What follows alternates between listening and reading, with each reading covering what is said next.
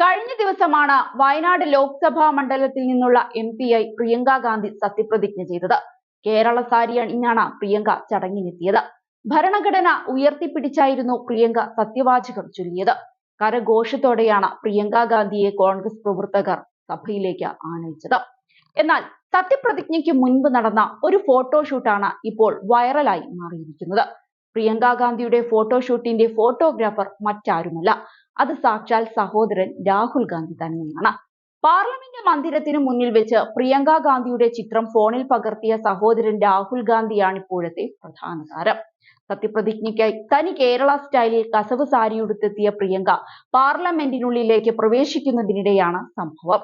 മാധ്യമപ്രവർത്തകർ പ്രിയങ്കയുടെ ചിത്രങ്ങൾ പകർത്തിയതിനു പിന്നാലെയായിരുന്നു രാഹുലും പോക്കറ്റിൽ നിന്ന് ഫോൺ എടുത്ത് സഹോദരിയുടെ ചിത്രങ്ങൾ പകർത്തിയത്. മുന്നോട്ട് നടന്നു വന്ന പ്രിയങ്കയെ പിടിച്ചു നിർത്തി സ്റ്റോപ്പ് സ്റ്റോപ്പ്, ഞാനും ഒരു പടം എടുക്കട്ടെ എന്ന് പറഞ്ഞുകൊണ്ടായിരുന്നു രാഹുലിന്റെ ഫോട്ടോ എടുക്കൽ. ബെന്നി ബെഹനാൻ, MK രാഘവൻ, അടൂർ പ്രകാശ്, ഹൈബി ഈഡൻ, ഡീൻ കുര്യാക്കോസ്, കൊടിക്കുന്നിൽ സുരേഷ് തുടങ്ങി കേരളത്തിൽ നിന്നുള്ള എംപിമാരും പ്രിയങ്കയ്ക്കൊപ്പമുണ്ടായിരുന്നു. ഇതിനിടെ ബെന്നി ബെഹനാൻ രാഹുലിനെ ഞങ്ങളുടെ എക്സ് MP എന്ന് വിശേഷിപ്പിക്കുമ്പോൾ മറ്റുള്ളവർ പൊട്ടിച്ചിരിക്കുന്നതും വീഡിയോയിൽ കാണാം. ഏതായാലും രാഹുൽ ഗാന്ധി ഹാപ്പിയാണ്. തന്നെ സ്നേഹിച്ച വോട്ടർമാർ തന്റെ സഹോദരിയെയും ഹൃദയത്തോട് ചേർത്ത് പിടിച്ചല്ലോ എന്നോർത്ത്.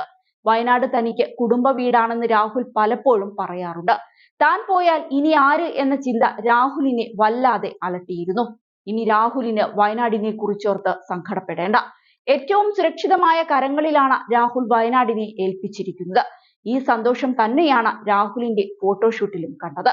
ഇനി പ്രിയങ്ക വയനാട്ടുകാരുടെ സ്വന്തം നേതാവാണ്. കഴിഞ്ഞ ദിവസം രാവിലെ 11 മണിയോടെയാണ് പ്രിയങ്ക ഗാന്ധിയുടെ സത്യപ്രതിജ്ഞ ചടങ്ങുകൾ നടന്നത്. വയനാട്ടിൽ നിന്നുള്ള പ്രതിനിധിയായി സ്ഥാനം ഏറ്റെടുത്തതോടെ നിലവിൽ കേരളത്തിൽ നിന്നുള്ള ലോക്സഭയിലെ ഏക വനിതാ പ്രതിനിധിയായി പ്രിയങ്ക ഗാന്ധി മാറി. ഇത്തവണ പ്രിയങ്ക ഗാന്ധിക്ക് മുൻപ് മറ്റു വനിതാ MPമാർ ഒന്നും കേരളത്തിൽ നിന്ന് തിരഞ്ഞെടുക്കപ്പെട്ടിരുന്നില്ല. സത്യപ്രതിജ്ഞയ്ക്ക് മുന്നോടിയായി നടന്ന കോൺഗ്രസ് പാർലമെന്ററി യോഗത്തിൽ പ്രിയങ്കയും പങ്കെടുത്തിരുന്നു. രാഹുൽ ഗാന്ധി പാതി വഴിയിൽ ഉപേക്ഷിച്ചു പോയ മണ്ഡലത്തിൽ പ്രിയങ്കയെ കാത്ത വെല്ലുവിളികൾ ഏറെയാണ്. റായ്ബറേലി മണ്ഡലത്തിലെ MP സ്ഥാനം നിലനിർത്താൻ വേണ്ടിയാണ് നേരത്തെ രാഹുൽ ഗാന്ധി വയനാട്ടിലെ സ്ഥാനം രാജിവെച്ചത്. ഇതോടെ വയനാട്ടിൽ ഉപതിരഞ്ഞെടുപ്പിന് കളമൊരുങ്ങുകയായിരുന്നു. ആദ്യഘട്ടത്തിൽ K മുരളീധരൻ അടക്കമുള്ള നേതാക്കളുടെ പേര് പരിഗണനയിൽ വന്നുവെങ്കിലും പിന്നീട് പ്രിയങ്കയിലേക്ക് എത്തുകയായിരുന്നു.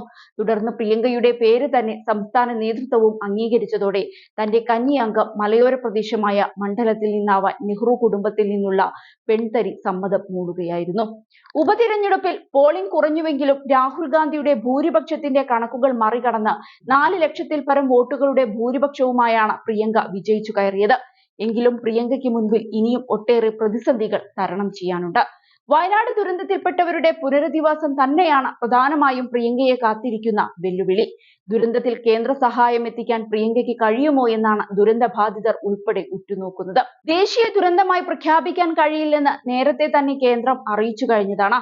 കൂടാതെ ദുരന്ത നിവാരണ ഫണ്ട് കൂടാതെ അധിക സഹായം കേന്ദ്രത്തിന്റെ ഭാഗത്ത് നിന്ന് ലഭിക്കാനുള്ള സാധ്യതയും കുറവാണ്. ഇവിടെ പ്രിയങ്കയുടെ ഇടപെടൽ ഏത് രീതിയിലാകും എന്നാണ് പ്രധാനമായും ഉയരുന്ന ചോദ്യം. ഇതിനു പുറമെ ബന്ദിപ്പൂർ വഴിയുള്ള രാത്രിയാത്രാ നിരോധനം നീക്കുന്നതിൽ പ്രിയങ്കയുടെ ഇടപെടൽ ഉണ്ടാകുമോ എന്ന ചോദ്യവും വോട്ടർമാർ ഉയർത്തുന്നുണ്ട്. കോൺഗ്രസ് ഭരിക്കുന്ന കർണാടക സർക്കാരിൽ ഈ വിഷയത്തിൽ സമ്മർദ്ദം ചെലുത്താൻ പ്രിയങ്കയ്ക്ക് കഴിഞ്ഞാൽ നിരോധനത്തിൽ ചെറിയ തോതിലെങ്കിലും ഇളവുണ്ടാകുമെന്നാണ് യാത്രക്കാരുടെ പ്രതീക്ഷ.